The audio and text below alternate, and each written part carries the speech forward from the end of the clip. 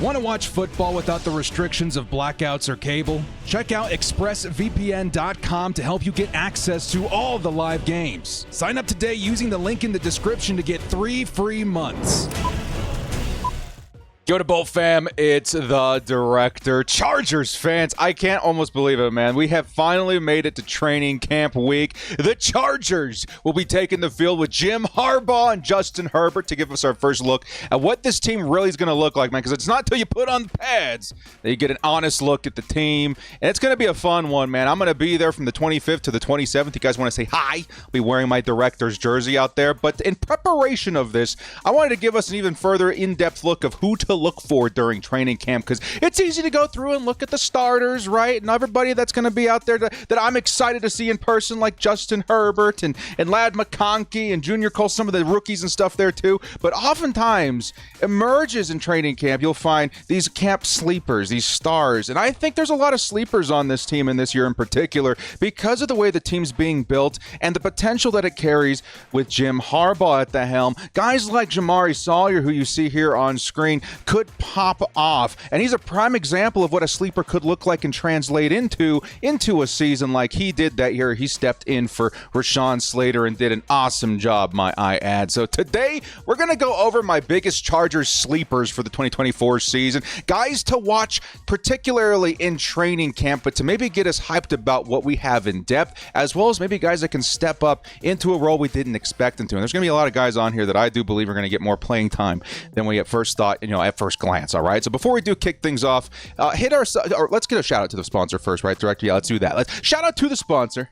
Underdog Fantasy. Use code DIRECTOR to match your first deposit up to $250. Newcomers, check out the special on screen. It's a great way to support my channel, my platform, and have some fun along the way. Before we do kick off, hit us up with a like and sub if you do enjoy this Chargers content. Small amount of time you guys take to the like, sub, and bell notification helps me out a lot. Let's get into it, baby. Lights, camera, action. Who's got it better than us?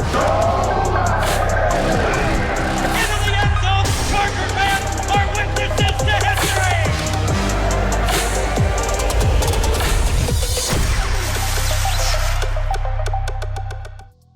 My biggest Chargers sleepers for the 2024 season, we'll call them Harbaugh's secret weapons, right? There's going to be players in every team, man, that benefit from their situation. I think there's, in particular, teams that can unearth, big potential in players that have good head coaching, right? Good coaching and good leadership all around. We've seen it happen year after year. Guys that we don't even know come out of the blue like a Puka Nacua, right? We see those every single season. I think more often than not, those guys come from systems and from teams that have pretty good coaching. I think the Chargers are in pretty good situation to make that happen this year, and a lot of it does come in terms of preview in training camp. So I'm going to go through a list of these guys that I think I'm going to be paying attention to, some sleepers that I don't think are getting enough talk, enough press, enough attention from us as fans, and see what you guys think in terms of their potential going into the future. Now, let's go ahead and jump into our first name here. Praise Olatoke is going to be your international player for the Chargers this season. Previous, it was CJ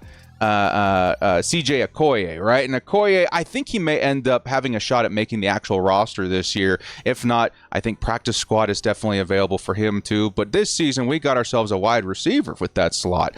And it's one that, honestly, I don't know if I paid enough attention to when we first made the signing, and even into training camp. I would say not training camp, but like OTAs, off-season programs. What's crazy is that I'm, on social media a lot. I'm watching a lot of these highlights and these tape coming off the offseason. You guys are tagging me and stuff. And there's been a number that I've been noticing pop a lot in a lot of this footage, right? It's number 46. And at first, your brain doesn't make the connection, right? You're thinking 46, okay. Is this guy a crazy linebacker or something? What are we looking at? Is another running back? No, this is Praise Olatoke. And more often than not, his speed has been something that has really caught my attention in all of this footage in the offseason. And it actually, just even on top of that, the speed, the route running, the hands, all seem not too shabby. And when we're talking about sleepers on a Chargers football team, I think you got to point out a wide receiver with really good friggin' speed, right? This guy was a renowned track runner, a sprinter. His speed is really what landed him, I believe, a spot or a chance on an NFL roster. I think Praise Olatoke, when you pair him up with a Justin Herbert, when you pair him up with a talent that has, arm and at quarterback in the NFL, his sort of play style could end up popping. Now, again, I'm not saying all these guys are sleepers to the case of like, they're going to be a starter, they're going to make the 53. I would say, yes, anything is possible, but Olatoke, like, I had to put him on this list because I've been noticing him, man. I've been noticing his number. I've been noticing his plays. His speed really has been wowing me, and honestly, it's a guy that I wouldn't give a second thought to had I not watched, some of that footage. So, I don't know. It's something for you guys to take a notice, too. The Chargers wide receiver room really is kind of up in the air right now. There's a lot of different decisions to be made. A lot of us do believe that, the top 5 or the top 6 are already kind of pretty clear. But outside of that, are there practice squads guys that are important? Are there like sleepers that could end up making the cut, in the end? I don't know. Maybe Praise Olatoke deserves to have his name wedged in there with the others. Now, speaking of wide receiver and guys I think deserve a little bit more attention, we talk a lot on this channel about the obvious, right? Ladd McConkey, Josh Palmer, Quentin Johnson, even, DJ Chark. And then a little bit further down the depth chart, we have talked a little bit about Darius Davis and a lot about Brendan Rice, son of Jerry Rice. That's going to get a lot of attention. Well, a guy that I think deserves a little bit more attention because, honestly, the more you look into him and the more you think about what his role could be and the fight that he's fighting to get on the roster, the more you think, wow, I think the Chargers really have something in mind for him, and his name is Cornelius Johnson. Cornelius Johnson, to me, when he was drafted, it felt very appropriate because when you watch him and you watch his impact in the Michigan program and that team in the past couple of seasons, it's very obvious that he was a big part of Michigan's offense. He's sneakily really fast, but some of the things that made me more impressed was his ability to catch in traffic, the big plays. When you needed him, Cornelius was out there, performing miracles. And it's something that the Chargers have been asking their previous wide receiver, Mike Williams, to do a lot in the last, several seasons. Can Cornelius Johnson be Mike Williams. Can Cornelius Johnson be Mike Williams for this offense? I don't know if I would go that far. He needs to work on a lot of different aspects of his game, mainly route running. But, that sneaky speed, the big play, I would say contested catch rate should be very, very good in terms of grade for him as far as what we've seen. He looks awesome. Plenty of highlight tape right there. Should make him a serious contender for the roster. But a big reason why I think that he could be a sneaky add to the 53 is his unsung efforts, right? Those lie in the run game and in special teams, I should say. He's actually an awesome blocker, this guy. Yeah, when you look at pictures of him and you watch him, play in terms of wide receiver, he does stand out. He's big. He's a 6'3", I think. Big guy. He's very built. He's got some serious power in that frame, considering what you're asking a receiver to do in blocking. He looks awesome out there. And in a Chargers offense, it's going to be really leaning on the run, right? We're going to get more run balance out here. I see the rock toke by J.K. Dobbins and Gus Edwards a lot. It'd be nice to have wide receivers out there that are really proven in terms of their blocking. And I would argue Cornelius Johnson realistically could be one of the better, if not best, wide receivers in terms of blocking on this roster right now. And not to mention being a Michigan alumni, there's a lot of different pieces out here that do point to maybe Cornelius Johnson is more of an appropriate add than some of these other guys. I'm not saying let's wedge out Brendan Rice or anything, but in terms of what you're asking a wide receiver 4 or 5 to do, come out here in some situations, block for your running backs. We need a big play. He's got a great contested catch rate. I mean, Cornelius Johnson checks a lot of boxes, and he's going to be one I keep a really close eye on in training camp because I want to see how they utilize him. I want to see how effective he is on this offense, and I want to see realistically what his chances are of making the team. They drafted him in the 7th round for a reason. Brendan Rice felt like a really nice slide into that round. You could say the same thing about Cornelius, but Cornelius does carry with him a lot of extras, that maybe Brendan Rice does not to his game. So something to kind of note there. I think Cornelius Johnson is being overlooked a little bit, and I do believe that he has a very solid shot at making the roster. I really wouldn't be that shocked if it ended up happening, and he does have a pretty defined role in situations for the Bolts. Now, the next guy, I will admit, we've talked about a couple of these guys on this list a few times, and there's one guy in terms of sleepers that I do want to continue pushing. It's a name that I brought up at least 2 or 3 times in my videos over the last couple of months, and it's a guy that I do believe deserves a bit more attention, okay? It's Bradley Bozeman. Bradley Bozeman, to me, again, when he was first signed, I think a lot of us were relieved that we had an answer at center. Let's say we did miss out on, a center in the draft, which of course ended up happening. It'd be nice to have an answer on the roster right now. Well, we got him in Bradley Bozeman. I feel like a lot of us were pretty happy with the signing. It's not a crazy signing by any means. I don't think anybody had that opinion, but it's one that I think that did get buried a little bit because of expectation. Like, yeah, man, Bradley Bozeman, he'll be all right. He'll be a solid, a bridge kind of player until we find a guy in the future. And it doesn't seem that's the case anymore. It feels like Bradley Bozeman really has been stepping into his role as maybe the guy. We hear a lot of good things about him in the offseason so far, and it's one guy that I feel like the Chargers, if they really hit on this center and we got our guy of the future, it's going to make this offense and the turnover of what we're trying to do and the transition of what we're trying to do in terms of offensive system and scheme a lot easier.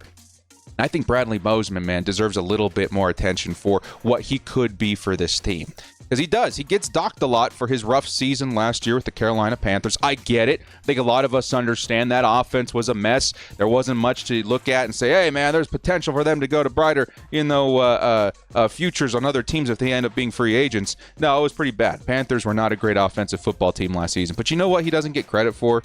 He doesn't get credit for his exceptional run blocking skills. I get it. The pass blocking was tough. They didn't make it very easy out there to begin with. They were really, it was Hail Marys, what it felt like all the time. And that's a tough ask of a center over and over again. You can say the same thing about other positions on that line. But Bradley Bozeman, if he was one thing and he's been one thing consistently in his career, it's a great run blocker. I would say he's a well above average run blocker, and it's something that doesn't get talked about enough. And I do believe that Bradley Bozeman is going to be a very, very solid part of this team this year, and a big reason why the offense is running in the way that we hope it does. The run game's going to need a good center, and it feels like Bradley Bozeman could really be the answer to that. But one big aspect of his game that, again, I forces me to put him on a sleeper list again, even though we've talked about him a couple of times, is the fact that he's gelling really well with Justin Herbert. Justin Herbert thrives when he's got a great center on the squad. Corey Linsley and him, those dudes fed families, right? When you saw those two together, the Chargers offense was humming. If we can get another guy that's even half of what Corey Linsley was, right, in terms of leadership and taking over the line, I do believe that the Chargers are in really, really good hands. And I do believe we're seeing signs of that with Bradley Bozeman so far. All right? Bradley Bozeman, we got to continue pushing the narrative on him.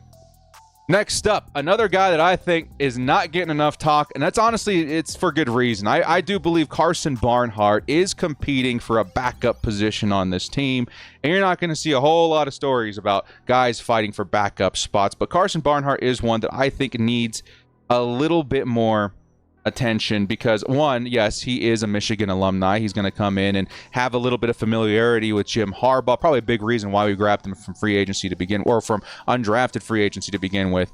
But honestly, when you take a look at what he did in Michigan and what Jim Harbaugh wanted of him throughout his years there, it does feel like he would be a backup piece that makes a lot of sense for this team in particular. I think he's a great project player, the kind of guy that you can build up over time. He's improved every single year in his time in Michigan, but I do think that he could be more in terms of a backup. He is a very good blocker. I'm not going to say he's the greatest run blocker in the world, but he's a good blocker. And for a Harbaugh offense in particular, he is a very good blocker, and it's something that is going to shine throughout training camp. You want to see space, you want to see holes, it's going to be Carson Barnhart out there, maybe wowing a few of us, right? And I think that's 61 is going to stand out in terms of guys I'm looking to perform while I'm at training camp, because the backups, I think, all of a sudden could end up being just as important as the starters in terms of success. If you want to really be that run team, if you really want to be that trenches team, you got to make sure that those backups are up to snuff, right? And I do think Carson Barnhart, his ability in the run blocking department, I think his familiarity with Jim Harbaugh, it's going to help a lot. But one big thing that, again, kind of goes overlooked is probably going to be his flexibility for me. Carson Barnhart, you could put him, I think it was left tackle, right guard, and right tackle, and he will have had a lot of experience in all those spots. And I think that would lend him favor in a backup role, right? If he's out there competing against other guards, the fact that he could swing to tackle to the other side or whatever they ask of him really does, work in his favor there. I think his flexibility, his run blocking, it's something that we have to take into consideration. And I'm curious to kind of even think and consider what his grades would have looked like if he was just on the right side, right? If he did just play one position, what would that have looked like? I think it would have surprised us. But Carson Barnhart, a sneaky guy to kind of keep an eye on in terms of depth offensive line. Finally, to wrap up depth offensive line, definitely wanted to point out this guy one more time. I don't know what's in store for him. Jordan McFadden, he stepped in and he played admirably when called upon. Right, but this is a Harbaugh guy. He's talked about Jordan McFadden a couple of times. And I think, again, his size, his athleticism, it's a great foundation for a Harbaugh kind of coach to build him up. And it's a guy that I'm just going to kind of wait and see. I'm going to put my feet up and watch because Jordan McFadden, he can at times be a good pass blocker. We want to see a bit more of his size and his agility and his speed or whatever, his movement, to be translated into the run game a bit better. But it's a guy that Harbaugh seems to be hyped up about, and I want to see what all the hype is about. You know what I mean? Jordan McFadden could end up being a pretty nice backup piece for the Chargers this season. Again, the Chargers backups are going to be a pretty important thing to watch out for in 2024. Now, this next guy, it's hard to say that he's a sleeper because I think, honestly, he is a fan favorite. And I know a lot of Chargers fans get excited when thinking about him running into the end zone and picking up a pass from Justin Herbert. But it's a guy that I do think's not getting enough talk right now because of how differently this position is going to be utilized this season. And it's Donald Parham. Donald Parham, to me, I do believe is a sleeper this season, which is kind of interesting to think about because it's as long as he's been healthy, it feels like he's had a couple of really nice games every single season. This year in particular, though, I think even though he seems buried on the depth chart, the Chargers are seeing to do something different at the position. I think it's kind of a ruse. I do think Donald Parham is going to be more involved than a lot of us think. I think the Chargers know they got a 6'8" speedy weapon at receiver, at tight end for Justin Herbert, who he is familiar with, and I think they're going to use him. He's going to see targets. He's going to get involved in the passing game, and I think as long as he can stay on the field, he is a really good option for Justin Herbert. He'll be involved in the passing game as much as he has been in previous seasons, which isn't like a huge premium target by any means. Like, he's not the guy out there, more than Gerald Everett the past few seasons, but he's been used a good amount. But what often goes under the radar, too, about Donald Parham is his ability in pass blocking as well. We all look at his grades and we think to ourselves, Donald Parham is definitely not a blocking tight end. His grade in terms of run blocking isn't super fantastic. But you know what really does shock me, when I go take a look at his PFF and shock a lot of Chargers fans when we talk about his talent, is really how good he is in pass blocking. He's actually really not that bad. He's pretty exceptional, as a matter of fact. And it does kind of mimic another tight end we have in the roster in Hayden Hurst, who's really, really not a good run blocker. Definitely, I think, graded out as the worst in the NFL last season, but he's a really exceptional pass blocker. And it's something I think the Chargers, in some way, shape, or form, are going to get more involved than we think, right? They're going to be there in those blocking situations more than we think. And Donald Parham, actually, again, the word sneakily is going to come up a lot. Actually, sneakily, really good in pass blocking, could be utilized in more ways than one, which is certainly going to help your case in a Jim Harbaugh offense. All right, so Donald Parham, a guy that is definitely, I think, being slept on right now. Another tight end I wanted to mention that I have mentioned a couple of times now, I have to put him on a sleepers list because, again, not very many people know the name of Zach Hines. Yeah, there's a couple of tight ends, I think, in terms of backup spots that could be challenging Stone Smart at this point, but I think Zach Hines is on the top of my list for me. And Smart has been good in some games, right? He's come out there and been a decent, receiving tight end. But I think Hines is probably one of my favorite undrafted guys to make the roster right now. His receiving ability, we'll start with that, is good, right? It's not terrible. We've seen some footage already of him making some plays. But really, when it comes down to a Chargers football team, tight end is going to be very important. And one of the biggest aspects of a tight end in a Jim Harbaugh team is going to be blocking. He is a very exceptional run blocking. He's actually pretty great. And it's an aspect of his game that I do believe is going to give him a solid shot at the 53. The Chargers, they're going to need tight ends aplenty, right? Right now, it feels like if the tight end room looks like what I predict, it's going to be Hayden Hurst, Will Dissly, Donald Parham, and Zach Hines. You're going to have two guys great in pass blocking, and Parham and Hurst, and then 2 guys great in run blocking in Hines and Disley, right? It really does feel like a nice balance of receiving skills and blocking throughout the position right now. And I do believe the position will get better in the future, but Zach Hines to me is a guy that feels like he does complete that puzzle. There's other guys that are decent in terms of blocking, but I believe Zach Hines is by far and away the best option, maybe even one of the best options on the roster. Definitely not better than Will Disley, but could he be number 2 in run blocking? I don't think that's too much of a stretch of the imagination there. Zach Hines, to me, I think is a great sleeper. I want to see, and again, the reason I'm putting this video out before training camp is because these are guys that I'm going to be looking for when I'm out there. I'm looking for 49. I'm looking for 46 in Olatoke. I'm looking for 86 in Cornelius Johnson. I'm looking for their numbers to see what sort of impact they have with this team, as it's going to be very stiff competition in every single one of these positions so far. All right. Next up, a position that's going to need some competition. Let's be honest here, man. This is a position I'm getting ready to put up, and this is after training camp, some of my biggest worries about the upcoming season. Like, we often talk about all the hype and the excitement upcoming in the season, but there are things that I'm worried about. And on that video, sneak peek of that, is definitely going to be the cornerback position. I'm not too sure what's going to happen there. It feels like something needs to pop at training camp to better my, optimism regarding that position. But there is one guy that's been stepping up and standing out that's really been, a fun guy to watch in these highlights, and it's been Talib Still.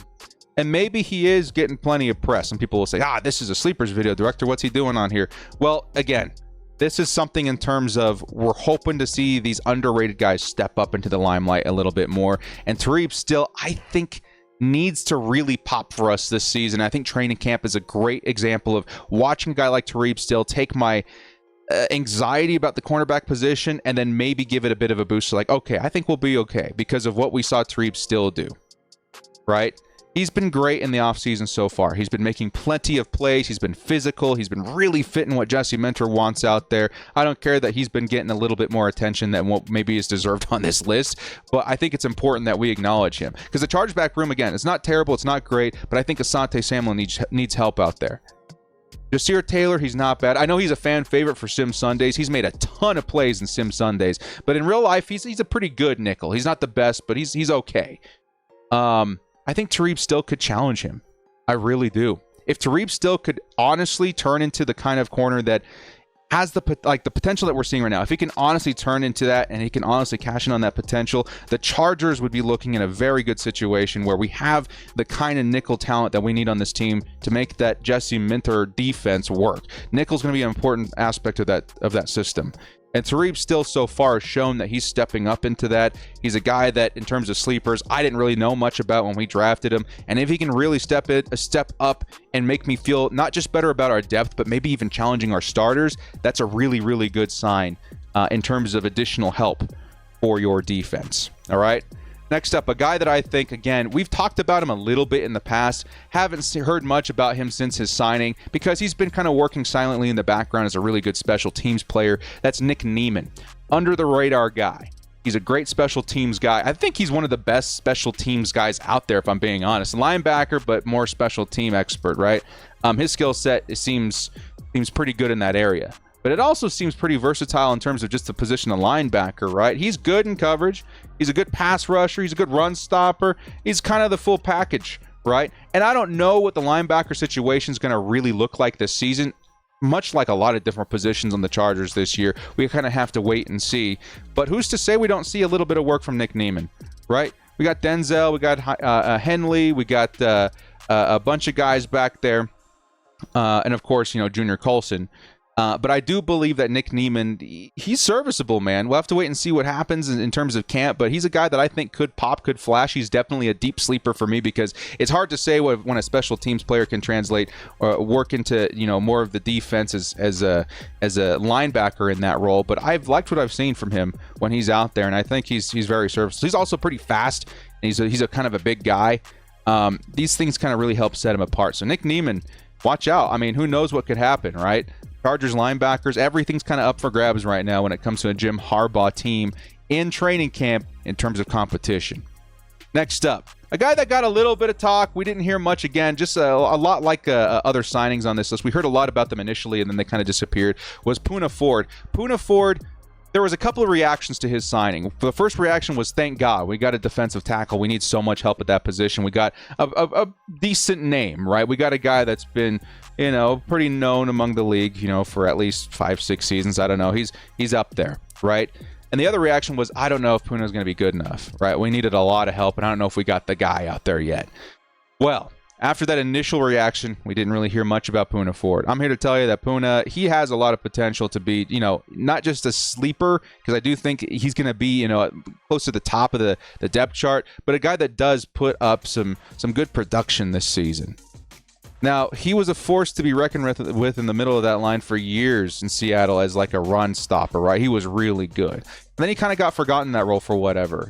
From a vicious run stopper, he then shifted over to a more interior pass rusher kind of role. And he actually has been thriving there. Let's be honest. Like, when it comes to a bigger guy in the middle and his ability to get to the quarterback, he's actually been doing awesome the past couple of seasons. And that's something that, doesn't get talked nearly enough about. But I think the Chargers are looking for him to bounce back to a shade of his former self a little bit, right? A little bit of this, a little bit of that. But if we can really get some help in the run-stopping department, I think it's going to help his case a lot to be a nice sleeper that brings in a good production in 2024. And it's a guy that we desperately do need to see some of that translate because, the run-stopping, it's been very shaky for a long time. And I don't know where my confidence stands in the position group right now. But Poona Ford, he could definitely step up into that and find ourselves, at least looking serviceable at the position this year while we kind of go out there and draft another guy. But Poona's definitely not a terrible signing, and he's one that I think is going to put up more production than a lot of us do realize. Speaking of something that not a lot of us realize, man, there's one player. He was hyped up when we drafted him, right? A lot of Chargers fans excited about his potential in this offense, excited about what he could be, in terms of a Jim Harbaugh sort of player, not just now, but in the future. And I think a lot of us etched him into our plans for later because of what the position looks like right now. I'm here to tell you, there could be a good shot that he's more in the plans for this year than any of us do realize, okay? His name is Kamani Vidal.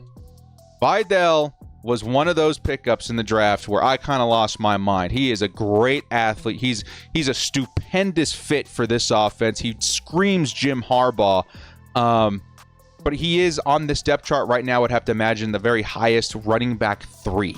Okay, the Chargers brought in Gus Edwards. There's your running back 1. We have J.K. Dobbins, who we all have to assume is running back 2. He could be running back 1 very shortly, depending on how his health holds up. And then after that, you could make a case for Kamani Vidal, but he's also competing, in quotations, with Isaiah Spiller. I'm here to tell you that this dude, who was pushing, 2,000 yards and 15 touchdowns last season, is probably more in our plans for the immediate future than a lot of us realize. I think we're going to sprinkle in Kamani Vidal a lot more, even initially, than a lot of us think. But as far as going into the future, I think that his transition from running back 3 to maybe even running back 2 could be as soon as this year, depending on how things shake out with the Baltimore dudes, right? Vidal is such an awesome talent. He needs to be coached up a little bit in terms of his vision, decision making. But I mean, those 2,000 yards and double-digit touchdowns don't come by accident, man. He was an absolutely explosive, impressive athlete in college. And I do think, again, when it comes to sleepers, and you're going to probably hear his name in fantasy football a little bit because of this, this is a great target, right, to watch and see how he grows and watch how he's utilized in training camp. Because if 30 gets any reps with the ones and he capitalizes on them, like, man, it feels like Jim Harbaugh would be ready to unleash his fury much sooner than later. Kamani Vidal, very, very big talent. Small package, in terms of his stature as a running back, but that's kind of how Jim Harbaugh has operated in his time. He likes running backs. We saw him at Michigan and in San Francisco. Those tend to work in his system, and Kamani Vidal is a great, great fit for that. All right. Finally, to wrap up this video, a guy that, again, the hype was there when we signed him, then kind of crickets. I feel like a lot of Chargers fans understand his potential, but really, I'm here to tell you that just like Kamani Vidal, I'm putting him on the sleeper category because I do think he's going to get a lot more work than any of us realize. It's Bud Dupree. It's easy to forget Bud, right? He's getting he's been getting some talk, but not enough in my opinion. Bud is currently edge 4 on this squad, which is insane to me, but it's edge 4. So it's easy to get overlooked from a deep, edge position or whatever. But in a rotational role last year, he did so awesome, which is why all of us were so shocked at this signing. 8 sacks, very impressive for your edge 4 on any team, right? Bud Dupree, his journey with the Steelers and the Falcons and everything, it's been one that we were hoping to see him emerge as this big starter at edge. He's had some great years, some okay years, but recently he's been a rotational guy, and I think a lot of us kind of, fit him into that category as a guy that'll come on the field maybe sometimes, right? I think Bud is going to see the field way more than we think. The Chargers are going to be doing something very interesting this year with their edge position, which I think is going to be their identity on defense. You see Joey Bosa out there, you see Khalil Mack and Thule. You're going to see plenty of Bud as well. I think the Chargers are going to end up featuring at least 3 out of these 4 rushers on the field for the most part in a healthy rotation. And that's pretty crazy. 3 of the 4 guys with Morgan Fox in the mix too, right? And this, the Chargers pass rush is going to be absolutely insane. But I think that rotation is going to be so healthy, keeping these guys, ready, and fresh for the most part, those games. I think that's going to be something that works in the favor of Bud Dupree being on the field like 40% of the time. Isn't that crazy? I think a lot of us, when I first saw this signing, I was like, wow, we're 4 edge players deep now. How often are we going to really use Bud Dupree? It felt like it was more of like, hey, he'll be out there 5-6 snaps a game. I think he could be out there way more than we realize, which is a lot, for a backup at this point, edge 4. 8 sacks in a rotational role is something I think wasn't overlooked. It's not like, oh, he's good. He'll be good in a pinch if we have to, bring up a guy because of injury or whatever. No, I think he's going to be very involved this season. I think he has a good shot of matching that number this year, 8 sacks, and it's not going to come from just a strictly backup role. It's going to be coming from a role where he sees the field a good amount of time. All right? That's going to do it for my sleepers episode, guys. What do you think? I think some of my biggest sleepers that I'm excited for their actual potential to make the 53 and make an impact on this team. Some of the guys to really name off, I think Cornelius Johnson really is someone we're sleeping on that could make the roster. Zach Hines is another guy that I think really could make the roster. And Kamani Vidal, I think, is another guy that's going to get way more playing time than we see right now. So I don't know, man. It's exciting to think about. I'm excited to go to training camp. It's just around the corner now here, man. Wednesday, we're going to be watching training camp. Hopefully get a video up that afternoon because I'm not going to be back in town until the week following. But we will be putting out plenty of content, I have to imagine, on Twitter and Instagram of my firsthand witness of what's going on at training camp. Hopefully, if the airlines aren't still messed up by then, we should be able to get out there and have a good time. Well, guys, thank you so much for joining me. This has been The Director. If you like what you saw here, hit us up with a like and sub on your way out. We'll see you next time. And as always, bolt up and stay frosty. I'm telling you right now, man, it could get crazy out here. It could get absolutely crazy out here if the Chargers really hit on some of these offensive linemen. Barnhart, Bozeman, McFadden, and a Jim Harbaugh system. Watch out.